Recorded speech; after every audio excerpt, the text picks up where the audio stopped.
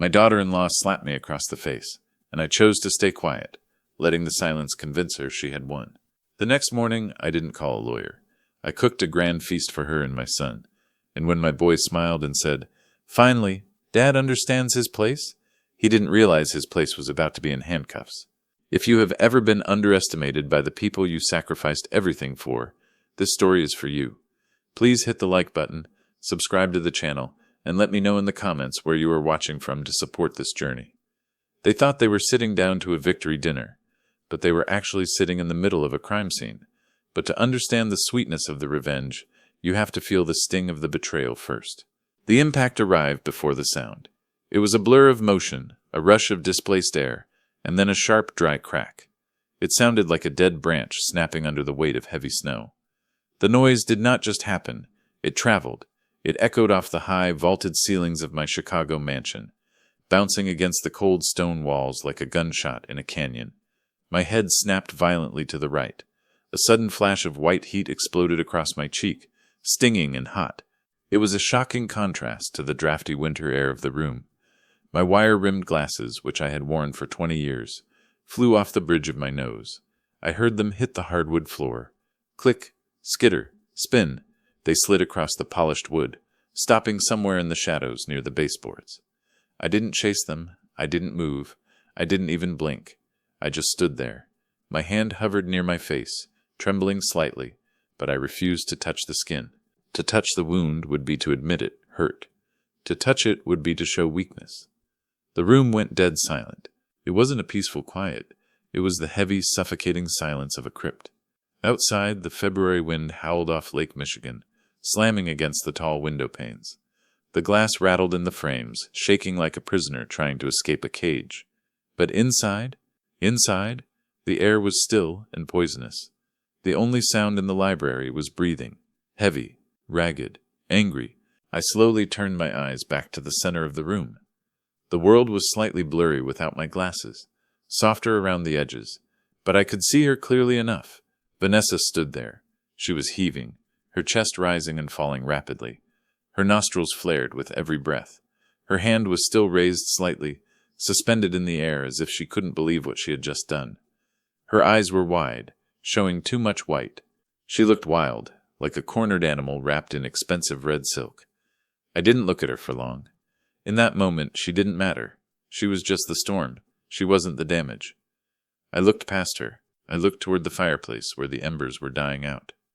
I looked at the large leather armchair that had belonged to my father. Ethan sat there. My son. My only child. He was 45 years old. He was a man wearing an Italian suit that cost more than my first car. He was a partner at a firm. A man who commanded boardrooms.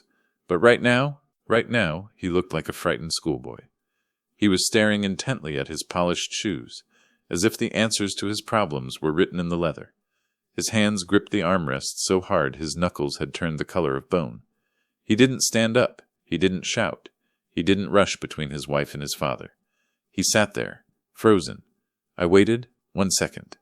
The wind rattled the windows again. 2 seconds. "Say something," I pleaded silently. My heart hammered against my ribs, a dull, aching rhythm. "Defend me. Defend your father. Tell her this is wrong." Ethan swallowed hard. I saw his throat bob. I saw his eyes dart up for a fraction of a second, then dart back down. He was calculating the cost of speaking. He was weighing his inheritance against his wife's anger. He didn't speak. He didn't look up. He let the silence stretch and pull until it wrapped around my throat. That silence hurt more than the slap ever could. The slap was just physical pain. It was skin and nerve endings. It would fade in an hour. But this silence, this was something else. This was a structural failure. This was the collapse of 45 years of love and sacrifice. This was betrayal.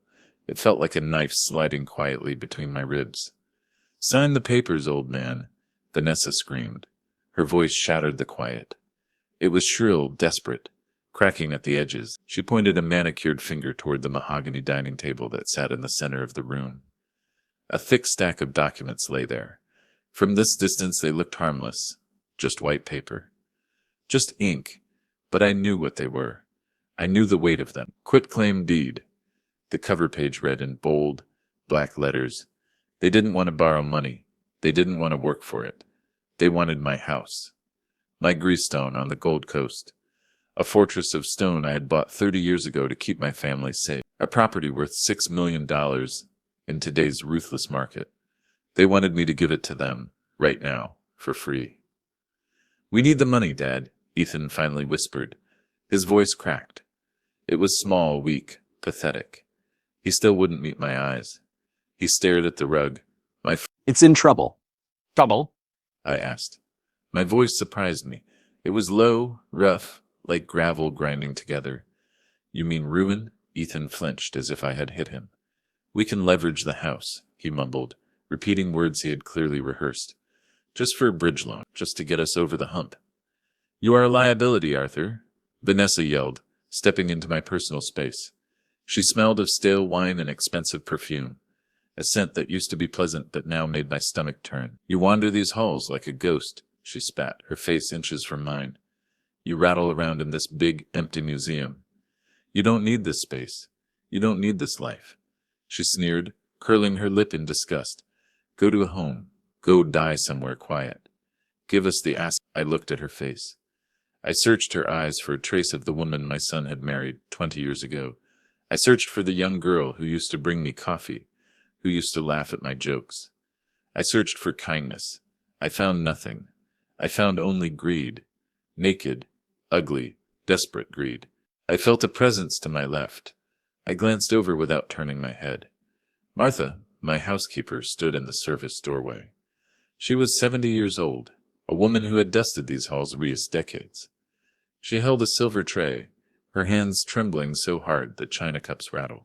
Her eyes were filled with tears. She had seen it. She had seen the strike. She took a step forward, her mouth opening, ready to shout, ready to defend the man she had served for half her life. I held up a hand. Sharp, immediate. "Stop," I signaled. "Don't get involved, Martha. They will crush you. This is not your ward." She stopped, biting her lip, clutching the tray to her chest as if it were a shield. I turned back to Vanessa. I slowly bent down. My knees popped. A loud, dry crack. A sound of age. A sound of wear and tear. Vanessa smirked. She thought I was bowing. She thought I was crumbling. I reached into the shadows and found my glasses. I picked them up. I brushed a speck of dust off the lens with my thumb. I put them on. The room snapped back into sharp, brutal focus. I looked at my hands. They were large hands. Calloused, the skin was loose now. Spotted with age, but the bones underneath were thick. They were shaking slightly. Vanessa saw the tremor. She smiled. She thought it was fear. She thought I was breaking down. But it wasn't fear. It was rage. A rage so hot, so pure. It felt like molten lead pouring through my veins. I looked at the white scar on my right thumb, a souvenir from a welding torch 40 years ago. And suddenly, the cold mansion faded away. I wasn't in the Gold Coast anymore. The heated air of the library evaporated, replaced by a razor-sharp chill that cut through bone.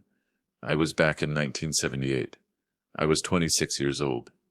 I was standing on a steel beam, 50 stories above the pavement. Chicago skyline sprawled below me like a scattered toy set, gray and rigid under a leaden sky. The winter wind was different up there. It didn't just blow, it bit. It sliced through my heavy canvas jacket like a knife through paper. It was 10 degrees below zero, and the air smelled of ozone and frozen metal. My hands were numb inside my thick leather gloves, but I held the torch steady. I was welding a structural joint on what would become the Sears Tower. The torch hissed, a violent blue-white sound. Sparks showered down into the abyss, fading into nothingness long before they hit the ground. One slit meant death. One moment of dizziness, one loose bootlace, meant a closed casket. There were no safety nets then, not really, just balance and grit. But I didn't care about the height. I didn't care about the cold. I had a reason to survive. I worked 16 hours that day. My back screamed in protest. My eyes burned from the flash of the arc. I ate a cold bologna sandwich for lunch, sitting on a girder with my legs dangling over the city, guarding my food from the wind. I saved every single penny. I banked every drop of sweat. I did it for Eleanor, my wife, my love. I did it for the son she was carrying in her belly. Ethan, I built Sterling Industrial from nothing. No loans, no handouts from rich parents. Just sweat, blood, and the smell of burning steel. I missed birthdays to secure contracts. I missed Christmas mornings to keep the company afloat during the recession. I sacrificed my cartilage. I broke my back so my son would never have to lift anything heavier than a fountain pen. I built this empire of steel and concrete. I built this house to be a sanctuary, a fortress against the world that had tried to freeze me out. And now, the memory vanished as quickly as it had come. The roar of the wind died. I was back in the warm, suffocating room. The woman standing in front of me had never worked a day in her life. Her hands were soft, manicured, smelling of lotion. Her heart was hard, calloused by entitlement. She was slapping me. She was demanding the fruit of my labor as if it were her birthright. And my son, the boy I built it all for, he was watching me get robbed. He was letting it happen. I looked at my hands again. I could have crushed them. I still had the strength of a steel worker buried deep in my shoulders. I could have thrown them out the front door into the snow without breaking a sweat. I could have ended it right there with violence. But violence is for the weak. Violence is for men who have run out of options. I am Arthur Sterling. I play the long game. I took a deep breath, inhaling the scent of my own betrayal. I forced my fist to unclench, finger by stiff finger. I lowered my shoulders. I slumped my posture. I made myself look small. I made myself look like the thing they desperately wanted me to be, a victim. I looked Vanessa in the eye. "You win," I said softly. My voice sounded old, broken, defeated. It was the perfect lie. Vanessa blinked. She stepped back, her heels clicking on the hardwood. The rage on her face faltered, replaced by sudden confusion. She hadn't expected a surrender. She had expected a fight. "What?" she asked, her voice sharp. "You're right," I lied, letting a tremor enter my hand. "I am too old. The house, it's too much for me." I sat down heavily in a side chair, avoiding Ethan's gaze. "I don't understand modern finance," I muttered, staring at the intricate patterns in the rug. "I can't save the firm. I don't have the energy to fight you anymore." I looked up at her, making sure my eyes looked watery and dim. "I will sign the papers." A smile spread across Vanessa's face. It started slow, uncertain, then bloomed into something toxic. It was the smile of a predator that has just felt the prey go limp. "Finally," she huffed, crossing her arms. "About time you saw reason." "Thank God," Ethan exhaled. The sound was pathetic. He slumped in his father's chair, the tension draining out of him. He wiped a sheen of cold sweat from his forehead. He looked relieved, the coward. He was relieved that his father had given up, so he wouldn't have to stand up. "I need one night," I said, raising my head slightly. "Just one night." Vanessa rolled her eyes, already checking her watch. "Why? We need to file this tomorrow." "To say goodbye," I said, my voice barely a whisper. "To my memories. To this house." I paused, letting the silence do the heavy lifting. "Tomorrow night I will cook a feast. Invite your investors. Invite your partners, the people you need to impress." Ethan looked up, confused. "Dad, you don't have to. I want to sign the deed in front of everyone." I interrupted him, my tone firm but sad. "I want to leave with dignity. I want them to see that I am helping my son willingly. It will look better for you, Ethan. It will show stability."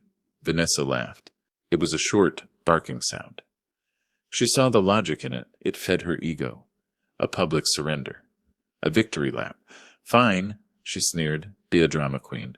Cook your dinner. Just make sure that pen hits the paper by dessert."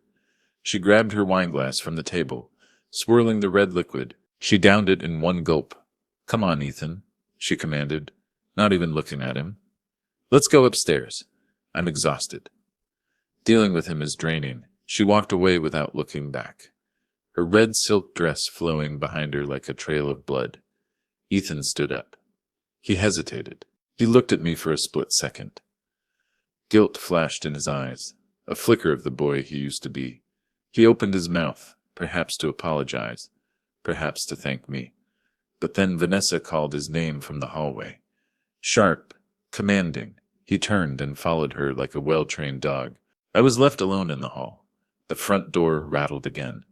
The shadows seemed to lengthen. Martha stepped out from the service alcove. She was crying silently, tears tracking through the powder on her cheeks. She had heard everything. Mr. Sterling, she choked out, her voice trembling. You can't do this. You can't give him the house. It's everything you worked for. I turned to her. My face changed. The defeat vanished instantly. The slur in my voice disappeared. The slump in my shoulders straightened. The old man was gone. My eyes were ice cold behind my glasses. Dry your tears, Martha, I said. My voice was steady, strong. It was the voice of the man who had built skyscrapers in the freezing wind. I'm not surrendering, I whispered, glancing toward the stairs where my son had disappeared. I'm loading the gun. I went to my study. The heavy oak door swung shut on well-oiled hinges, sealing the room from the rest of the house. I turned the brass deadbolt. Click. The sound was small, but it felt like a portcullis slamming down. I was safe here. This room smelled of old paper, leather binding, and the faint lingering scent of the pipe tobacco my father used to smoke. It was a masculine space, a thinking space. I sat at my desk, the leather chair groaning under my weight. I didn't turn on the overhead light. The glow from the street lamps outside filtered through the blinds, painting stripes of shadow across the room. I picked up the heavy receiver of the secure landline. I dialed a number I hadn't used in 5 years. I didn't need to look it up. It was burned into my memory like a pin code. It rang once, twice. This better be good, a voice rasped on the other end. Samuel Vance, my lawyer, my oldest friend, my attack dog. He sounded asleep, his voice thick with gravel. Wake up, Samuel, I said. There was a pause, the rustle of sheets, the click of a bedside lamp. Arthur? His tone shifted instantly. The sleep vanished. It's midnight. Is it your heart? I need you, I said, ignoring the question. I need the firm. What's happening? Samuel asked, his voice sharpening into professional alertness. They made a move on the house, I said, keeping my voice flat. They tried to force a quitclaim. Physical assault was involved. I'll have the police there in 10 minutes, Samuel growled. I could hear him moving now, the sound of feet hitting the floor. I'll have a restraining order by sunrise. No, I cut him off. No police. Not yet. Yes. I leaned back in the darkness, staring at the ceiling. I want total destruction, Samuel. I don't want a defense. I want a massacre. Arthur, Samuel warned, hesitating. You're talking about your son. I need Frank, I said. Frank Miller, my old head of security. A man who had once been a detective, now a private investigator who operated in the gray areas of the city. The man who could find a needle in a haystack and tell you who put it there. Get him on the line. If you unleash Frank, bring the red file, I commanded. Bring the evidence we buried 10 years ago. Everything we found on Julian. Everything. Tomorrow night, we feast, I whispered. I hung up before he could argue. I sat in the dark for a long time.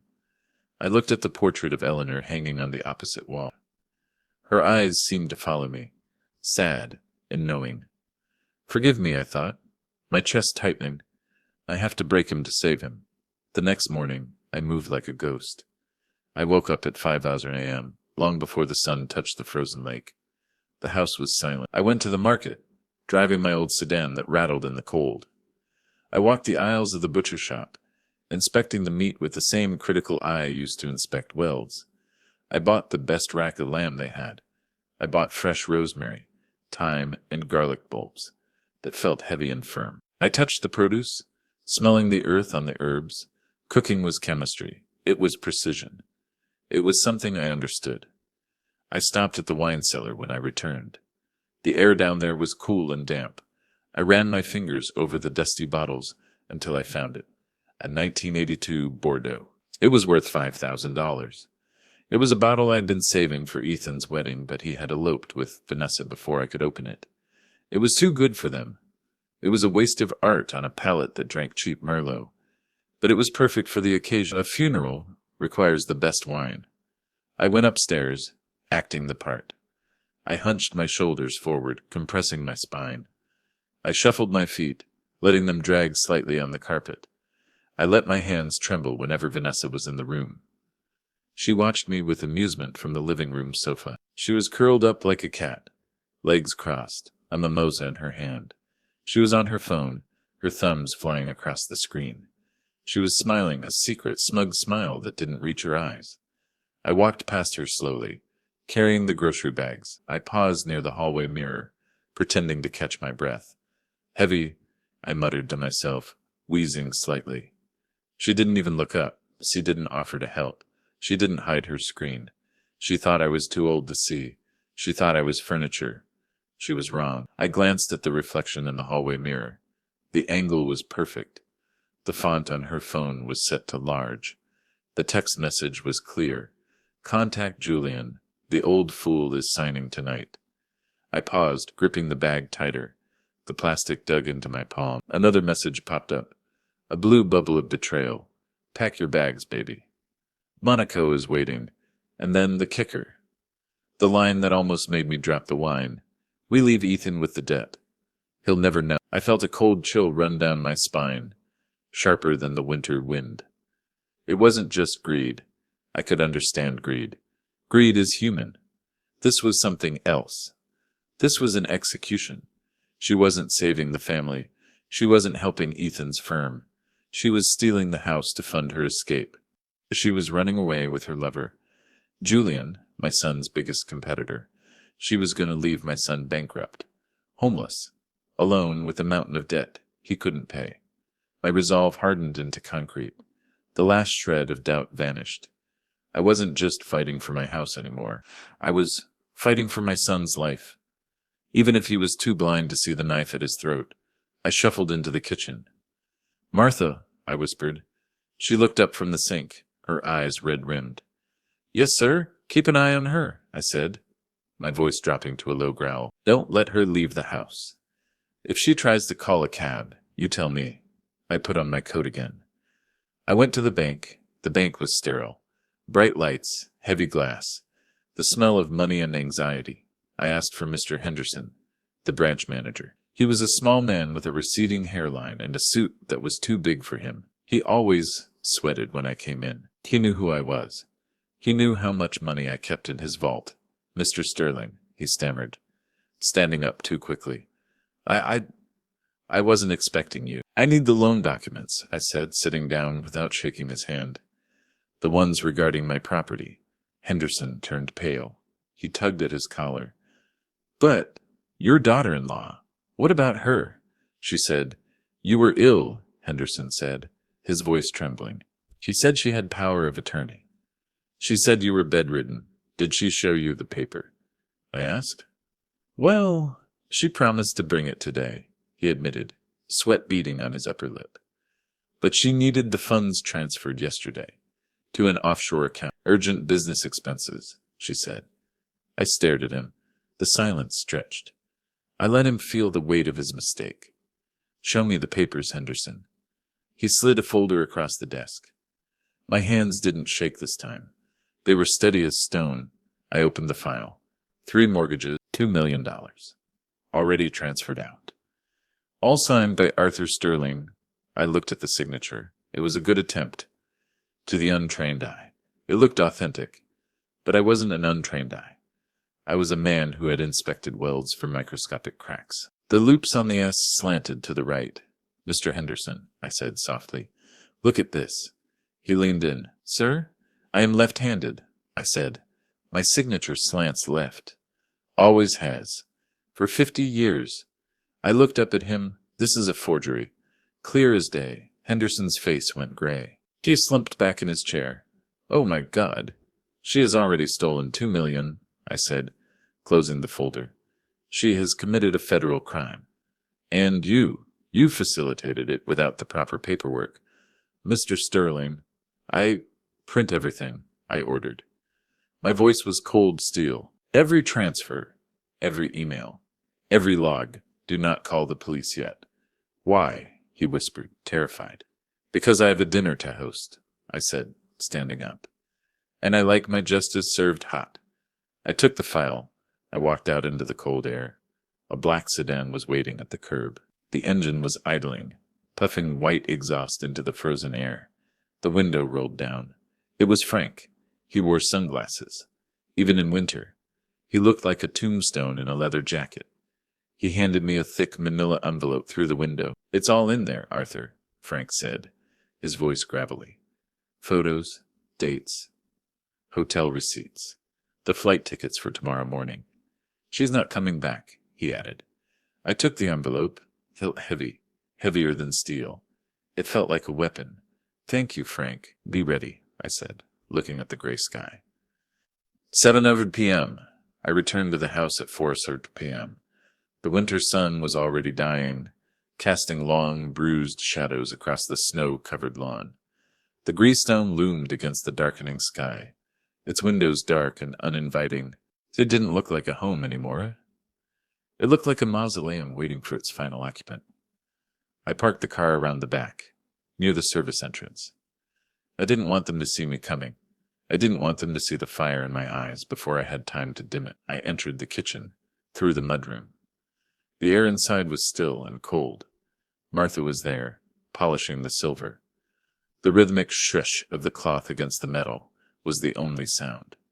She looked up, her eyes scanning my face. She saw the envelope tucked under my arm. She saw the set of my jaw. She stopped polishing. "Is it done?" she whispered, her voice barely audible over the hum of the refrigerator. "Not yet," I said, placing the heavy envelope on the butcher block island. Tonight, I took off my coat. I washed my hands at the sink, scrubbing them with hot water and harsh soap until the skin turned pink. I needed to feel clean. I needed to wash off the grime of the bank, the smell of the lawyer's office, the stench of the truth I had uncovered. Then, I began to cook. Cooking, like welding, is about heat control. It is about timing. It is about patience. If you rush the weld, the joint cracks. If you rush the roast, the meat toughens. I unpacked the rack of lamb. It was cold, heavy, and raw. I picked up my favorite knife, the 10-inch chef's knife with a black handle. I had sharpened it that morning, on a whetstone. Scrape, scrape, scrape. It was razor sharp. I began to chop the garlic. Thud, thud, the rhythm was soothing. It gave my hands something to do. It kept me from shaking. As the knife sliced through the cloves, my mind drifted to Ethan, my son. I remembered teaching him to ride a bike on the driveway outside. I remembered the look on his face when he scraped his knee, not pain, but shock, that the world could hurt him. I had rushed over. I had picked him up. I had told him it was okay. I protected him too much, I thought, the knife moving faster. I built the walls too high. I kept the wind off him, and because he never felt the cold, he never learned to put on a coat. Now he was freezing to death and he didn't even know it. The kitchen door swung open. Ethan walked in. He looked terrible. His skin was pale, almost gray. He had changed into a tuxedo, but the bow tie hung loose around his neck. He looked like a man walking to the gallows. He stopped when he saw me. He saw the knife in my hand. He flinched. "Dad," he said. His voice was hollow. I didn't stop chopping. "Ethan," he walked over to the counter and leaned against it, as if his legs couldn't hold him. He picked up a piece of raw carrot and twisted it in his fingers. Are you okay?" he asked. I stopped.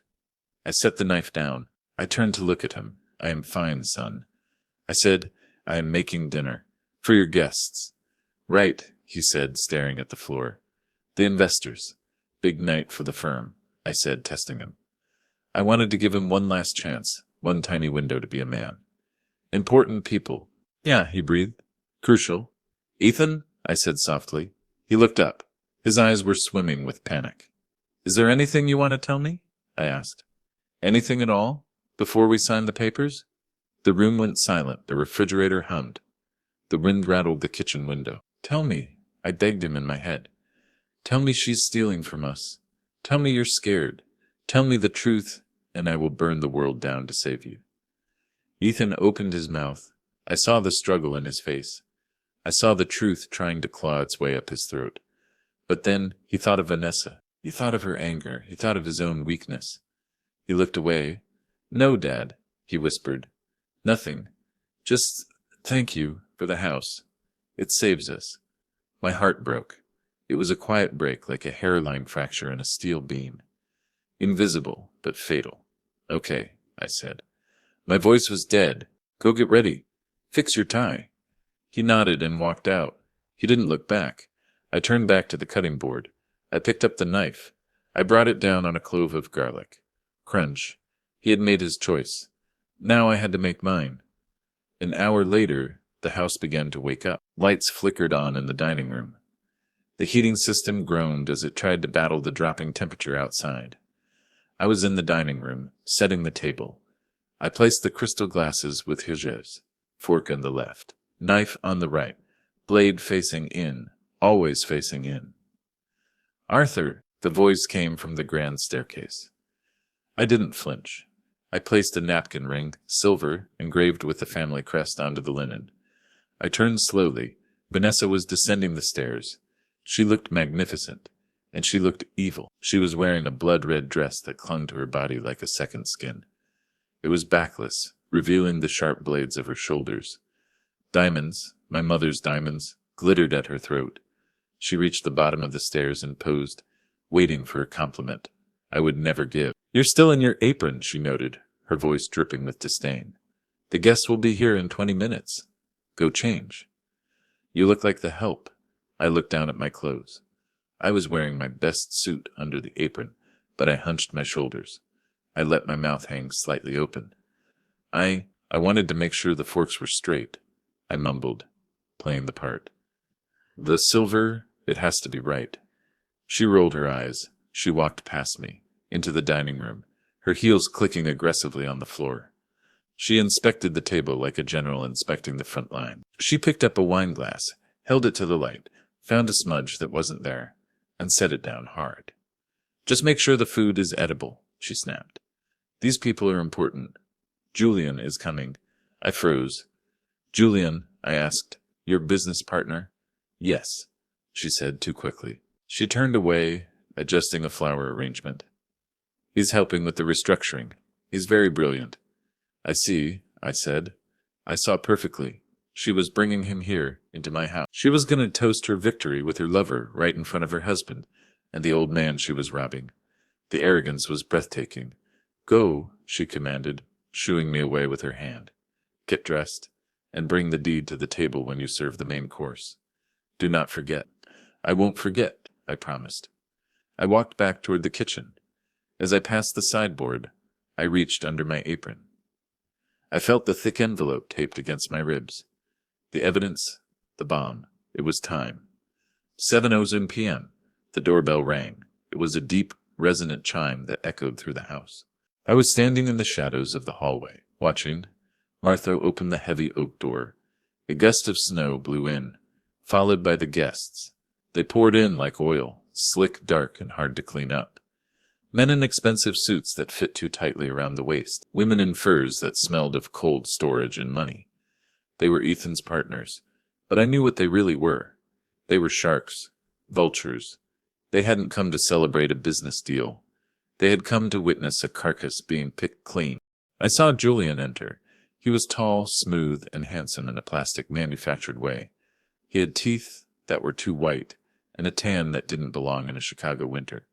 He handed his coat to Martha without looking at her. Vanessa rushed to him. She didn't kiss him. Not here, but she touched his arm. Her fingers lingered on his sleeve for a second too long. A touch of ownership. Ethan stood in the corner, holding a drink with both hands. He looked like a ghost, haunting his own party. He watched Julian and Vanessa, but he saw nothing. He was blind with stress. The guests moved into the dining room. The noise level rose, clinking glasses, fake laughter, the murmur of deals being cut. I retreated to the kitchen. The lamb was resting. The juices were settling. I took a deep breath. I adjusted my glasses. I straightened my tie. I looked at the reflection in the oven door. The old man looked back at me. But the eyes were different. The eyes were ready. I picked up the heavy silver platter. The meat sizzled softly. I picked up the carving knife. The blade caught the overhead light. It gleamed. "Showtime," I whispered. I pushed through the swinging door of the kitchen. The noise of the dining room hit me first. A wall of chatter, the clinking of high-end crystal, the scraping of chairs. It was the sound of money, enjoying itself. I carried the silver platter with both hands. The roast lamb sat in the center, golden brown, crusted with herbs, steam rising from it in lazy, fragrant ribbons. It was heavy. My forearms burned with the weight, but I didn't let them shake. I walked into the room. The dining table had been extended to its full length, seating 12. White candles flickered in silver candelabras, casting long, dancing shadows against the flocked wallpaper. The room was too hot. The fire in the hearth was roaring, consuming the logs with a hunger that matched the people sitting at the table. They were a collection of predators, men with slick-back hair and watches that cost more than my first house, women with tight faces and cold eyes, draped in furs that smelled of cedar and mothballs.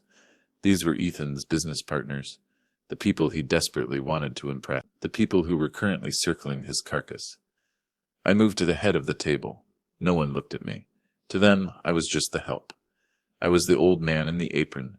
I was invisible. I set the heavy platter down on the mahogany table. Thud. The sound was solid.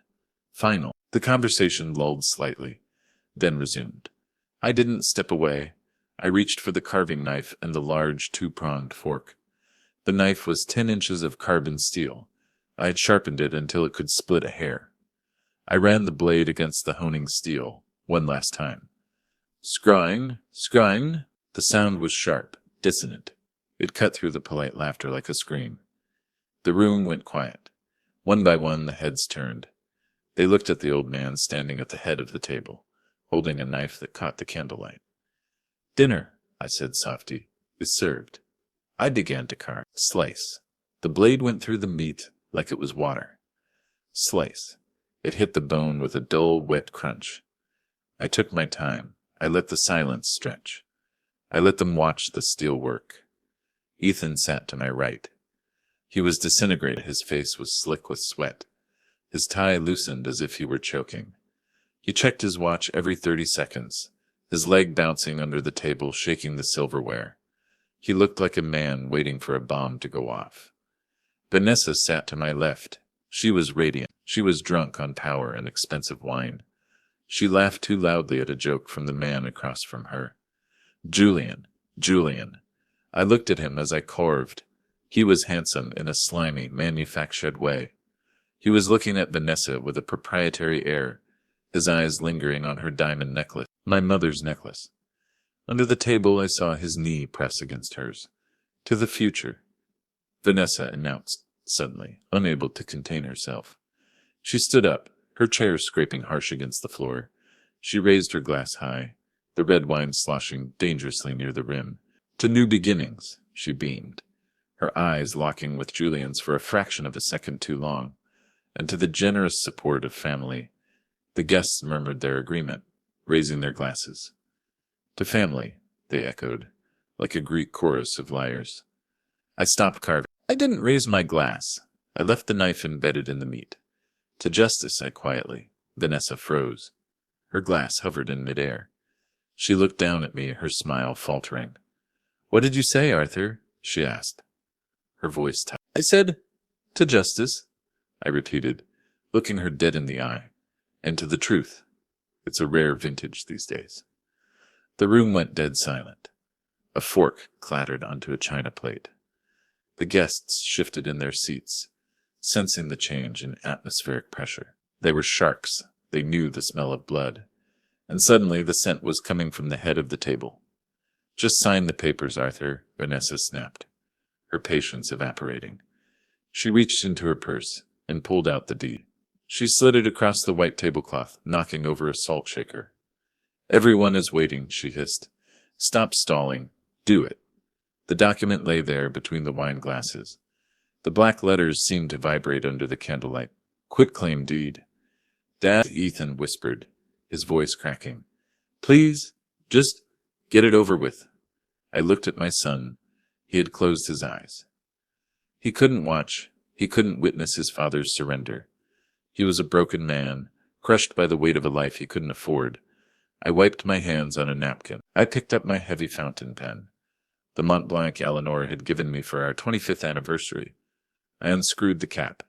I held the pen over the signature line. The ink was wet. The trap was set. Vanessa leaned in, her eyes wide, hungry. Julian smirked, taking a sip of his wine. The guests held their breath. I let the pen hover for one long, agonizing second. I looked at the line where I was supposed to sign away my life. Then I capped the pen. Click. I put it down on the table. No, I said. The word was small, but it landed like a hammer. Vanessa's smile didn't fade. It shattered. Excuse me? I said no, I said, my voice rising, gaining the strength of the steel beams I used to weld. I pushed the papers away with the back of my hand. They slid across the table and fluttered to the floor. I'm not signing, I said, standing up to my full height. And I'm not leaving. You promised. Vanessa shrieked. The facade of the elegant hostess vanished instantly. She slammed her hands on the table. You senile old liar. You promised. I promised to give you what you deserve, I said calmly. And I always keep my word. I reached under the table. I pulled out the red file folder. It was thick, heavy with the weight of her sins. I tossed it onto the dinner plates. It landed with a heavy thud in the center of the table. Gravy splashed onto the pristine white tablecloth. A dark, ugly stain, like blood. What is this? Ethan asked, opening his eyes. He looked at the folder, then at me. Open it, I commanded. Read it, boy. Ethan looked at me. He saw something he hadn't seen in years. He saw the father who built skyscrapers. He saw the man who didn't blink in the face of a storm. He swallowed hard. His hands shook as he reached for the folder. He opened it. His face went pale, then gray. The color drained out of him as if someone had pulled a plug. Photos? He whispered. He pulled them out one by one. The glossy prints slid across the tablecloth. Photo 1, Vanessa kissing a man in a parked car. Photo 2, Vanessa entering a hotel room at the Ritz. Photo 3, Vanessa at a travel agent laughing, her hand on the man's chest. Julian? Ethan choked out. The name hung in the air. Ethan looked up, tears forming in his eyes. He looked across the table at the man in the expensive suit. Julian, my competitor? Ethan's voice rose to a bewildered squeak. My business partner. Vanessa, her face drained of color, leaving her makeup looking like a grotesque mask. Julian slowly lowered his wine glass, his eyes darting toward the door. Ethan, don't listen to him. Vanessa screamed, pointing a shaking finger at me. He's crazy. He hired someone to fake these. It's Photoshop. He's trying to ruin us. Keep reading, I said. My voice cut through her screams like a blade. Ethan turned the page. He pulled out a flight itinerary. Flight 294. Ethan read, his voice trembling. Tomorrow morning, 6:00 a.m., Chicago to Monaco. He looked up, confused. Monaco? Read the passenger list, I ordered. 2 tickets, he whispered. First class, one way. He looked up at his wife. The realization hit him like a physical blow to the stomach. He doubled over slightly. You were leaving? He gasped. Tomorrow? You were leaving me? No, Vanessa yelled, her eyes wild. I was going to surprise you. It was a vacation. Look at the bank documents, I interrupted, relentless. The last page. Ethan turned the page. His eyes went wide. Wire transfer, he read. $2 million, authorized by Arthur Sterling. He looked at the signature on the bank document. Then he looked at the deed on the floor. Then he looked at me. Dad, this signature is right-slanted. I know, I said. You're left-handed, Ethan whispered. He stood up. The chair fell backward with a crash. He looked at Vanessa. You forged his name. The room was deadly silent. The guests were frozen, wine glasses halfway to their mouths. You stole the equity? Ethan screamed, his voice breaking. You made me beg my father for money. You had already stolen? You made me betray him for nothing. Vanessa looked around. The guests were whispering now. The sharks were retreating, distancing themselves from the stench of failure. She was cornered. Her mask fell off completely.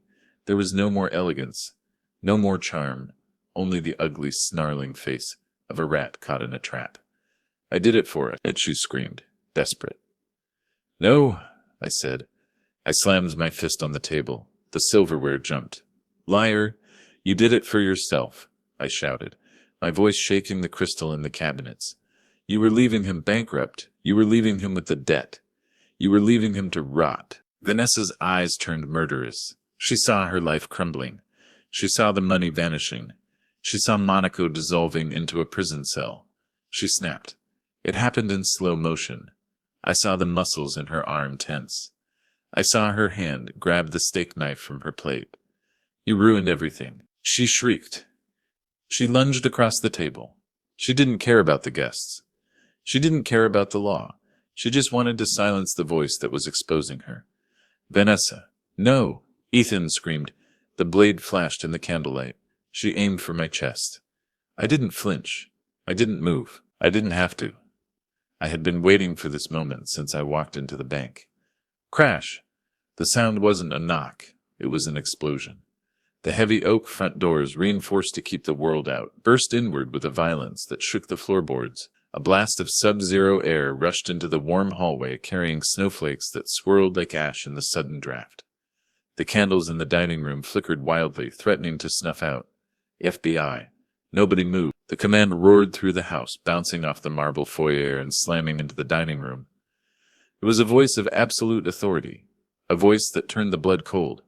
Vanessa was mid-lunge. Her arm was extended, the steak knife glinting inches from my chest. She froze, suspended in a tableau of murderous intent. Her eyes, wide and manic a second ago, darted toward the hallway in confusion. Drop it! A second voice screamed. Drop the knife. Now! Agents stormed the room. They moved like a wave of dark blue nylon windbreakers with yellow letters, guns drawn, tactical lights cutting through the candlelight. They didn't look like dinner guests. They looked like the wrath of God.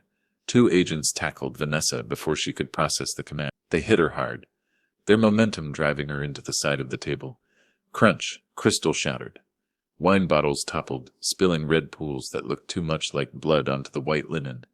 Vanessa hit the floor with a sickening thud, the breath driven out of her lungs. The knife skittered away across the hardwood, spinning until it hit the baseboard. Clang! Get off me! She shrieked, her voice muffled by the Persian rug. Do you know who I am? Hands behind your back. An agent barked, pressing a knee into her spine. Click! The handcuffs snapped shut. It was a mechanical final sound, sweeter than any symphony I had ever heard. I didn't move. I didn't step back. I simply picked up my wine glass, the 1982 Bordeaux, and took a slow, deliberate sip. The wine was robust, with notes of oak and victory. I watched as they hauled her to her feet. Vanessa Sterling, the woman who had terrorized my home, who had isolated my son, who had slapped me, was gone.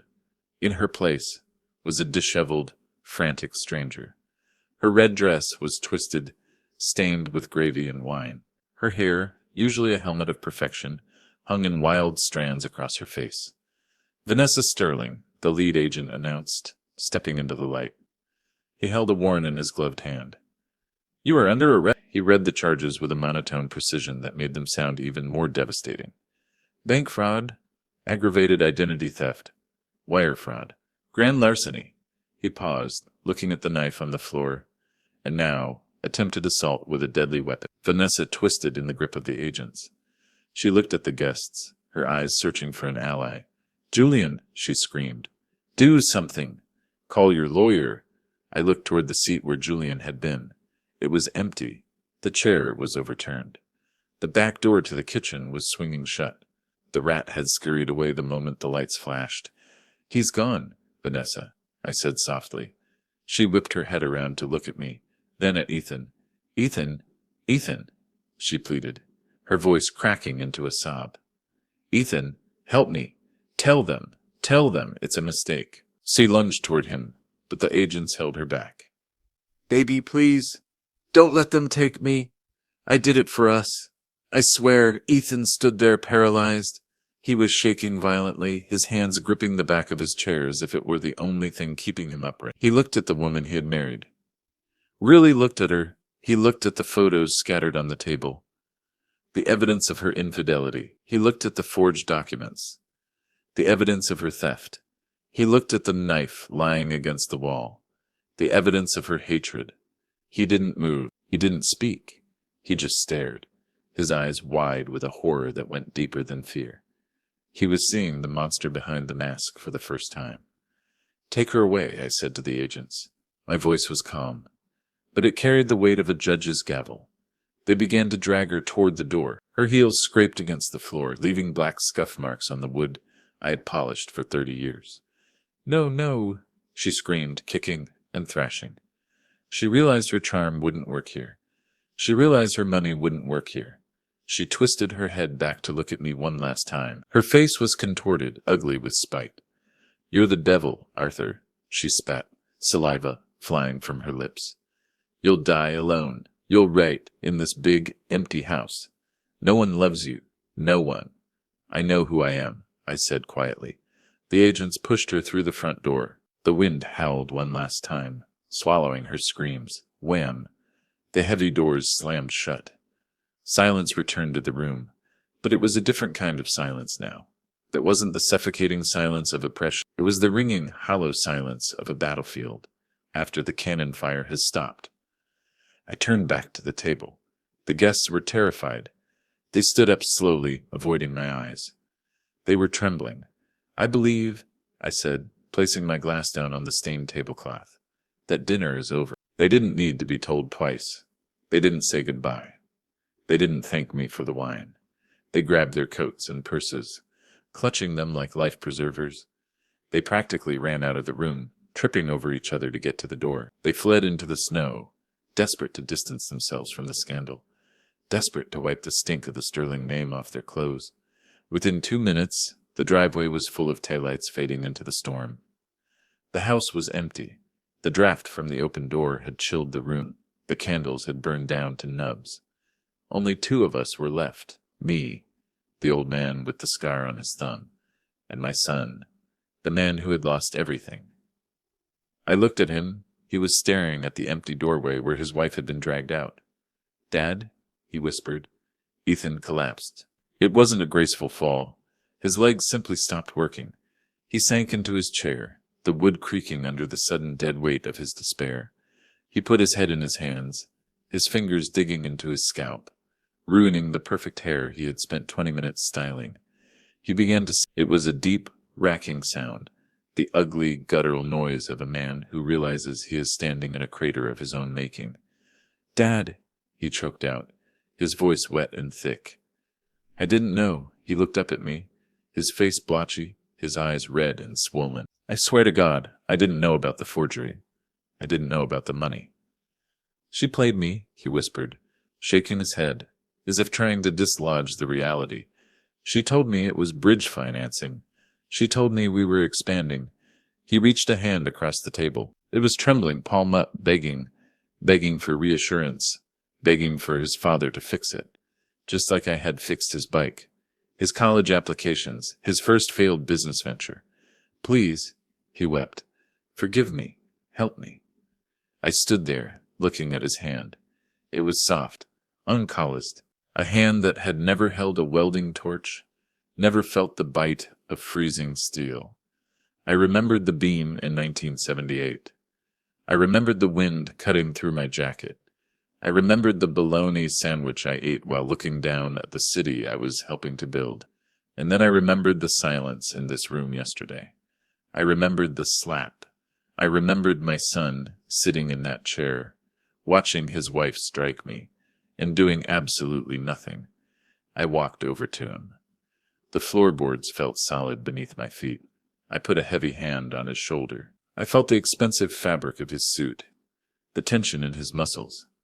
He looked up, eyes wet with sudden hope. He thought the nightmare was over. He thought Daddy was here. "Dad?" he breathed. "Get out," I said. My voice was flat, devoid of anger, devoid of warmth. It was just a fact. Ethan froze. The hope died in his eyes, replaced by a confusion so profound it looked like physical pain. "What?" "Get out of my house," I repeated, removing my hand from his shoulder as if he were contagious.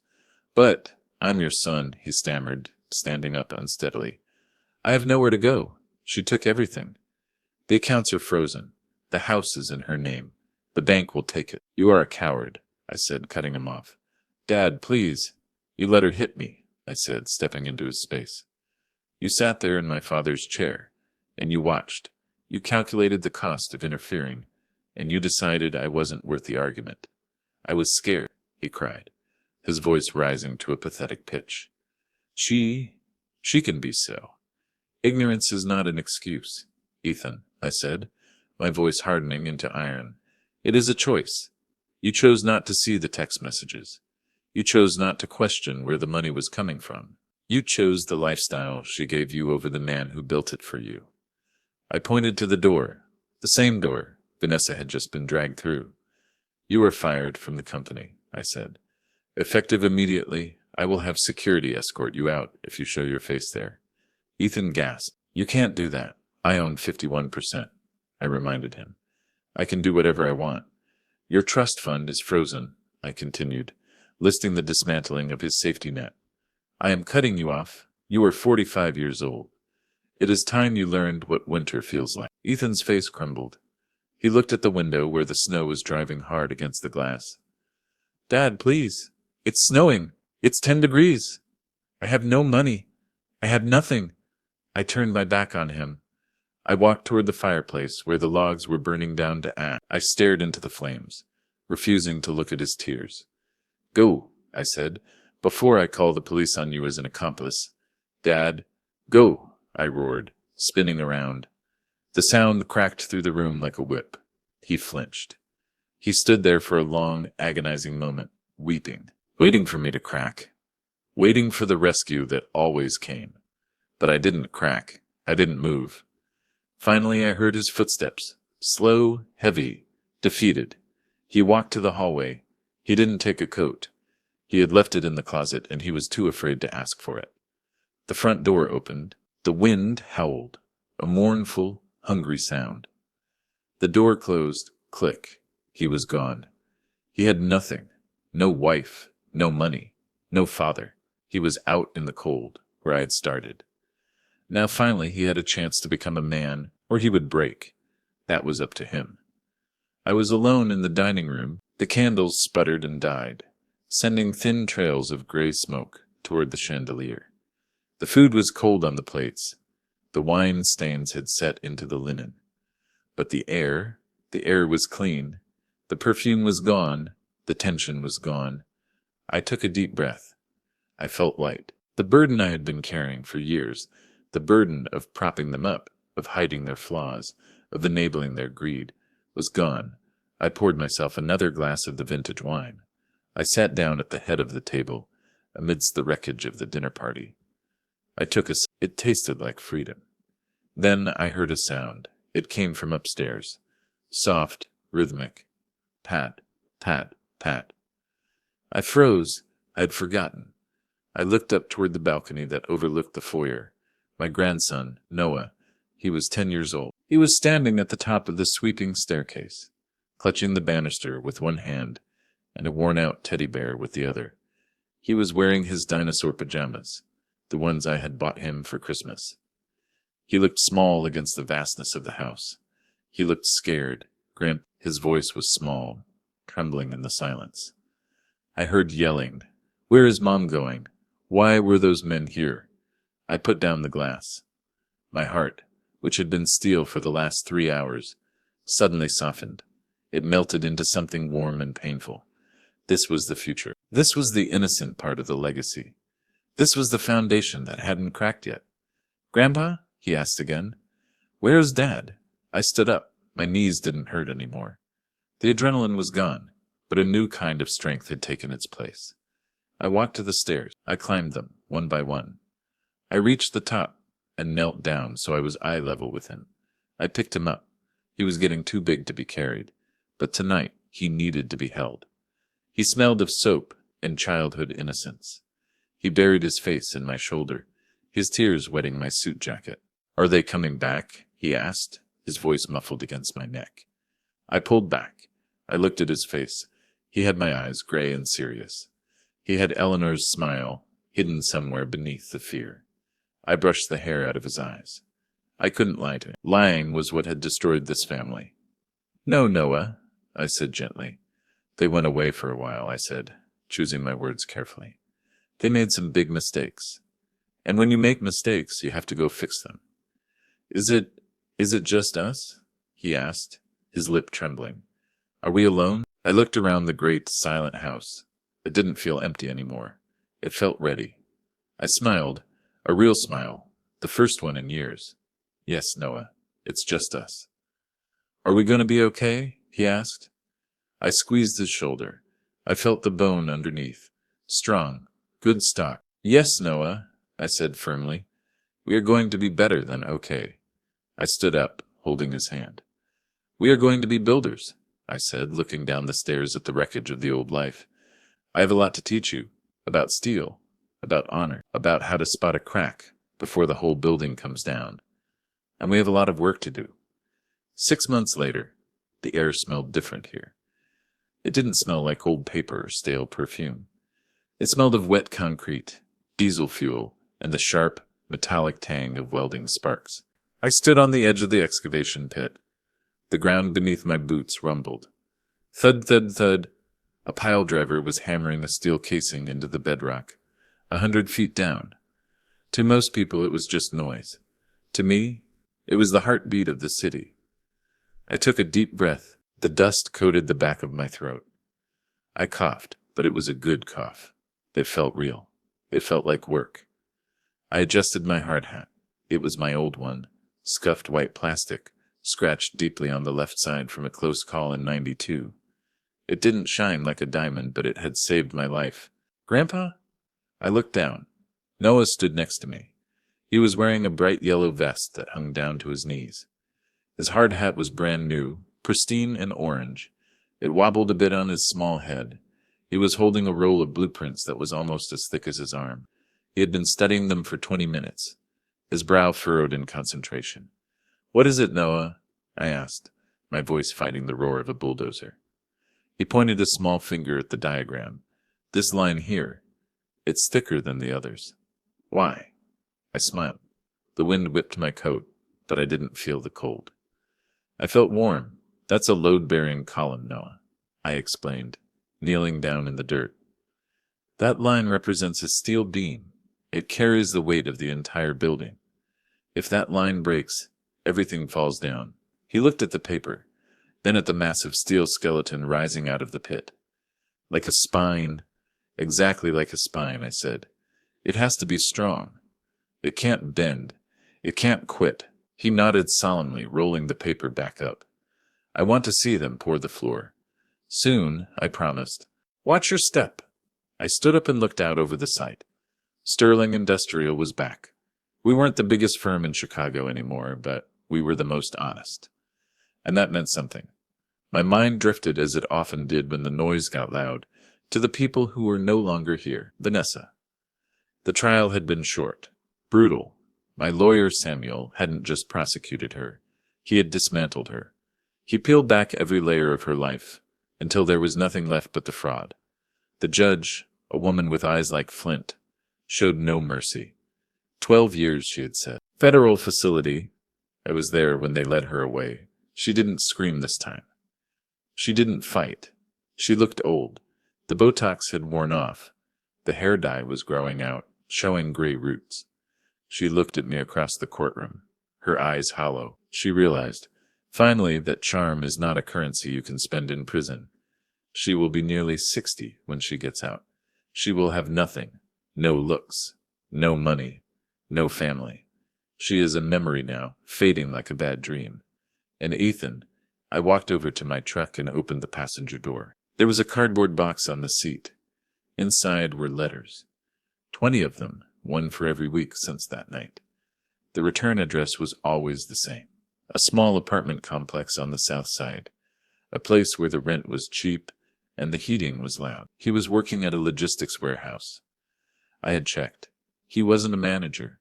He wasn't a partner. He was a loader. He moved boxes from a conveyor belt to a truck for 8 hours a day. He made $18 an hour. I picked up the top letter. The handwriting was messy. His hands were probably tired. Dad, the envelope said. I'm sorry. I ran my thumb over the ink. I knew he was tired. I knew his back hurt. I knew he came home to a silent apartment and ate cheap food because that was all he could afford. For the first time in his life, Ethan was feeling the weight of gravity. He was learning that food doesn't just appear on a table. He was learning that heat costs money. He was learning the value of $1 because he finally had to sweat for one. I didn't open the letter. I put it back in the box and closed the lid. Not yet, I whispered to the empty cab. Maybe in a year, maybe in 5. When his hands are calloused, when his eyes stop looking for an easy way out, when he understands that the foundation is more important than the paint. Then, maybe we can talk. Grandpa, look! Noah's shout pulled me back. I slammed the truck door. The concrete mixer was backing in. The chute lowered. The gray sludge began to flow, thick and heavy, into the rebar cage. It was ugly stuff, mud and rock. But when it dried, it would be stone. It would last for 100 years. I walked back to the edge of the pit. I put my hand on Noah's shoulder. He leaned into me, solid and real. I learned a hard lesson at 74. Love is not about saying yes. Love is not about smoothing the road so your children never stumble. That isn't love. That's weakness. That is how you create people like Vanessa. That is how you break people like Ethan. Sometimes love is a shield. You stand in front of them and take the blow. But sometimes love is a sword. You have to cut them loose to save them. And sometimes the greatest act of self-respect is watching the people who betrayed you walk away in handcuffs and not feeling a single ounce of guilt. My name is Arthur Sterling. I kept my house. I kept my dignity. And I saved my legacy. I looked down at the wet concrete, settling into the mold.